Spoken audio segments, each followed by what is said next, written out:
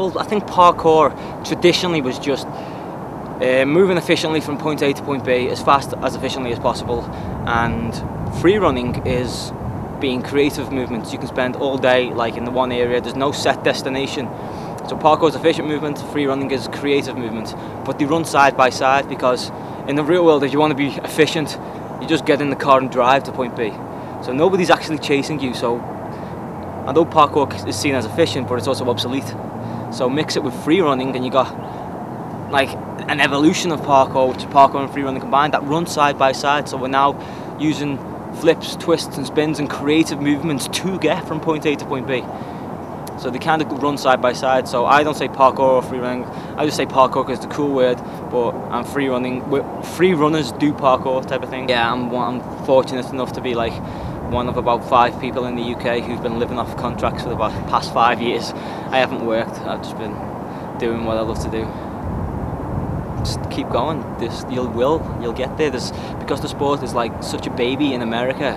Oh, it's like quite like old in Europe now, but in America it's like still growing. There's still positions to be filled. People still want leaders. There's too many followers and not enough leaders at the sport.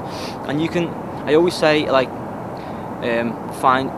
follow your own path and leave a trail. Because if you leave a trail, you'll see who's going to follow you. And if somebody creates their own path and leaves a trail, they're the followers and they're the leaders. You'll separate, and that's what the sport really needs. It needs a lot more leaders and people to like set the position, to set the goals, set the standards. People to spread the message to the younger generation.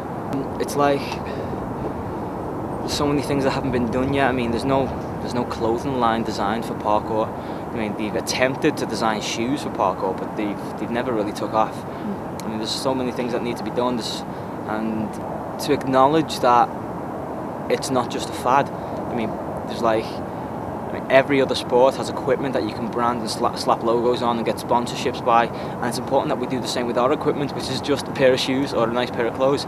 And if you can get sponsorship by wearing those logos on, or design a clothing brand, then that's your way of earning a living off the sport and all that, and you're also setting the standard for other people to do the same. Or everyone will do the foundation to begin with, and then people will step on the shoulders of giants and do the next thing. Like there's kids today, 13-year-old kids who are better than me, 13-year-old kids, you know what I mean?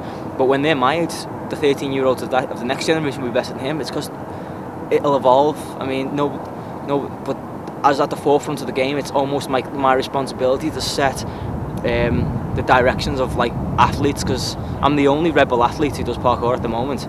So even the guys at head office at Red Bull don't know what I should be doing, where I've got to go and set the standard. Because it's easy with BMX, it's easy with skateboarding, because there's been skateboarding athletes in the future. People just go, what did that guy do at this stage? Let's do the same. Let's release a different kind of shoe. Let's release, I don't know, parkour watches that will never break, waterproof, made of rubber, you know, jewellery, parkour jewellery. Because at the moment nobody wears watches because we break them, but we made an indestructible rubber watch that just is waterproof, stretches, and I mean, that's one idea right there.